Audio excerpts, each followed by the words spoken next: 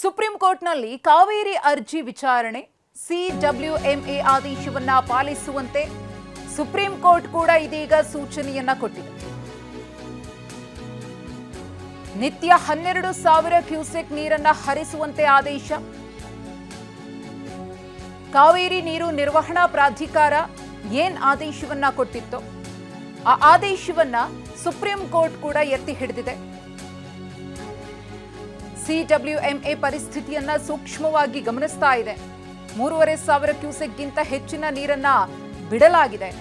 ಕೆಆರ್ಎಸ್ನಿಂದ ನೀರು ಹರಿಯಲು 48 ಗಂಟೆ ಸಮಯ ಬೇಕು. ಸದ್ಯ 12,000 ಕ್ಯೂಸೆಕ್ ನೀರನ್ನ 15 ದಿನಗಳ ಕಾಲ ಸಿಡಬ್ಲ್ಯೂಎಂಎ ತಮಿಳುನಾಡಿಗೆ ಹರಿಸುವಂತೆ ಏನ್ ಆದೇಶವನ್ನ ಕೊಟ್ಟಿತ್ತೋ ಇದೀಗ ಸುಪ್ರೀಂ ಕೋರ್ಟ್ ಕೂಡ ಆದೇಶವನ್ನ ಪಾಲನೆ ಮಾಡಿ ಅಂತ ಸೂಚನೆಯನ್ನ ಕೊಟ್ಟಿದೆ. ಕರ್ನಾಟಕದ ಪರ ಹಿರಿಯ ವಕೀಲ ಶ್ಯಾಮ್ ದಿವನ್ ಅವರು ವಾದವನ್ನ ಮಂಡಿಸಿದ್ರು. ಸಿಡಬ್ಲ್ಯೂಎಂಎ ಆದೇಶವನ್ನ ಪಾಲಿಸುವಂತೆ ಸುಪ್ರೀಂ ಸೂಚನೆ. ಸುಪ್ರೀಂ ಕೋರ್ಟ್ ಸೂಚನೆಯ ಬೆನ್ನಲ್ಲೇ ಇದೀಗ ರೈತರು ಬೇಸರವನ್ನ ವ್ಯಕ್ತಪಡಿಸಿದ್ದಾರೆ. ನೇಣು ಕುಣಿಕೆಯನ್ನ ಹಿಡಿದು ಪ್ರತಿಭಟನೆಯನ್ನ ಮಾಡಿದ್ದಾರೆ. ಸಮರ್ಥ ವಾದವನ್ನ ಮಂಡಿಸುವಲ್ಲಿ ಸರ್ಕಾರ ವಿಫಲವಾಗಿದೆ ಅನ್ನೋದು ರೈತರ ಆಕ್ರೋಶಕ್ಕೆ ಇಲ್ಲಿ ಕಾರಣವಾಗಿದೆ.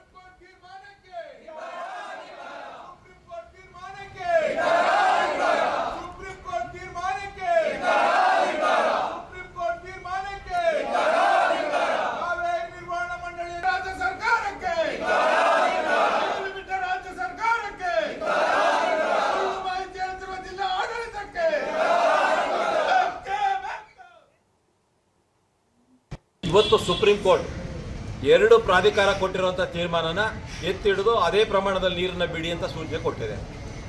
ಒಂದು ಸುಪ್ರೀಂ ಕೋರ್ಟ್, ಒಂದು ದೇಶದ ಬಹಳ ದೊಡ್ಡ ದೇಶದ ಸುಪ್ರೀಂ ಕೋರ್ಟು ಈ ತೀರ್ಮಾನ ಹೇಳ್ಬೇಕಾದ್ರೆ ಅನುಕೂಲ ಪಡ್ಕೊಂಡಿರೋ ರಾಜ್ಯ ತಮಿಳುನಾಡಿನವರು ಸರಿಯಾದಂಥ ಮಾಹಿತಿ ಕೊಟ್ಟವ್ರೆ.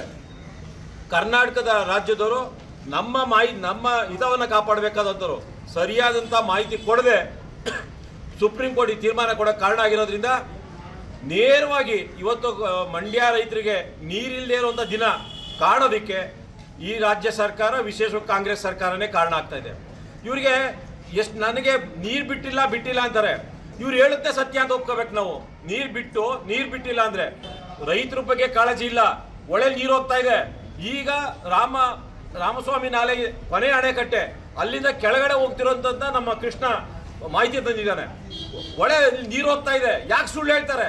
ಸುಳ್ಳು ಹೇಳಕ್ಕಂದು ಇರೋಂಥವ್ರು ನಮ್ಮ ಸುಳ್ಳು ಹೇಳ್ಕೊಂಡು ನಮ್ಮ ಸಿಟ್ಟಾಗಬಾರ್ದು, ರೈತರು ದಂಗೆ ಹೇಳ್ಬಾರ್ದು ಅಂತ ಹೇಳಿ ನಾಟಕ ಆಡೋಂಥವ್ರು ಸುಪ್ರೀಂ ಕೋರ್ಟ್ ಪ್ರಾಧಿಕಾರದಲ್ಲಿ ನಮ್ಮ ಪರವಾಗಿ ಮೌನವಾಗಿರೋದೇ ಇವತ್ತಿನ ತೀರ್ಮಾನಕ್ಕೆ ಒಂದು ಕೆಟ್ಟ ತೀರ್ಮಾನ. ಈ ಕುರಿತು ಮತ್ತಷ್ಟು ಮಾಹಿತಿಯನ್ನು ಕೊಡ್ತಾರೆ ನಮ್ಮ ಪ್ರತಿನಿಧಿ ದಿಲೀಪ್. ಗಮನಿಸ್ತಾ ಇದ್ದೀವಿ ಸುಪ್ರೀಂ ಕೋರ್ಟ್ ಸೂಚನೆ ಹೇಗೆ ಬಂದಿದೆ ಅಂತ ಹೇಳಿ. ಮತ್ತೊಮ್ಮೆ ಕಾವೇರಿ ಆಘಾತ ಎದುರಾಗಿದೆ ಕರ್ನಾಟಕಕ್ಕೆ. ಇದರ ನಡುವೆ ರೈತರಿಂದ ಪ್ರತಿಭಟನೆ ನಡೀತಾ ಇದೆ, ಆಕ್ರೋಶ ವ್ಯಕ್ತವಾಗ್ತಾ ಇದೆ. ಸರಿಯಾಗಿ ವಾದ ಮಂಡಿಸಿಲ್ಲ ಅಂತ ಹೇಳಿ ಕಿಡಿಕಾರ್ತಾ ಇದ್ದಾರೆ.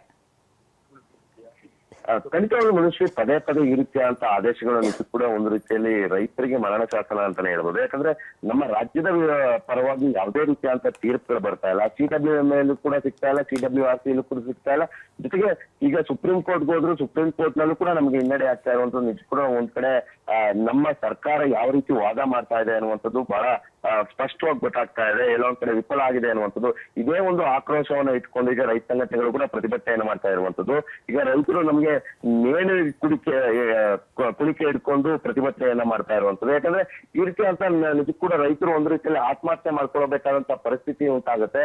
ಯಾಕಂದ್ರೆ ನಮ್ಮ ರೈತರುಗಳಿಗೆ ನೀರನ್ನ ಕೊಡ್ಲಿಕ್ಕೆ ಸಾಧ್ಯ ಆಗ್ತಾ ಇಲ್ಲ. ರಾಜ್ಯ ಸರ್ಕಾರ ಯಾವುದೇ ರೀತಿಯಂತ ಸ್ಪಷ್ಟವಂತ ಆದೇಶವನ್ನು ಕೊಡ್ತಾ ಇಲ್ಲ. ನಮ್ಮ ರೈತರ ಬೆಳೆಗಳಿಗೆ ನೀರು ಕೊಡ್ತೀವಿ ಅನ್ನುವಂತ ಸ್ಥಿತಿಯಲ್ಲಿ. ಆದ್ರೆ ತಮಿಳುನಾಡಿಗೆ ಈಗ ಪ್ರತಿದಿನ 12,000 ಕ್ಯೂಸೆಕ್ ನೀರನ್ನ ಕೊಡ್ತಾ ಇರುವಂತದ್ದು ನಿಜ ಕೂಡ ಆಕ್ರೋಶಕ್ಕೆ ಕಾರಣ ಆಗಿರುವಂತದ್ದು. ಯಾಕೆ ಪದೇ ಈ ರೀತಿಯಾದಂತ ಆದೇಶಗಳು ಬರ್ತಾ ಇದೆ. ಕಬಿನಿ ಜಲಾಶಯ ಕೂಡ 4 ಅಡಿ ಕಡಿಮೆ ಆಗಿರುವಂತದ್ದು. ಮತ್ತೊಂದ್ ಕಡೆ ಕೆಆರ್ಎಸ್ ಜಲಾಶಯ ಕೂಡ ಭರ್ತಿ ಆಗಿಲ್ಲ. ಈ ಒಂದು ನಿಟ್ಟಿನಲ್ಲಿ ಈಗ ಪದೇ ನೀರನ್ನ ಹರಿಸಬೇಕು ಅನ್ನುವ ನಿಟ್ಟಿನಲ್ಲಿ ಆದೇಶ ಬರ್ತಾ ಇರುವಂತದ್ದು ಎಲ್ಲೊಂದ್ ಕಡೆ ರೈತರ ಆಕ್ರೋಶಕ್ಕೆ ಕಾರಣ ಆಗಿರುವಂತದ್ದು. ಮಧುಶ್ರೀ, ಧನ್ಯವಾದ ದಿಲೀಪ್ ತಮ್ಮೆಲ್ಲ ಮಾಹಿತಿಗಾಗಿ.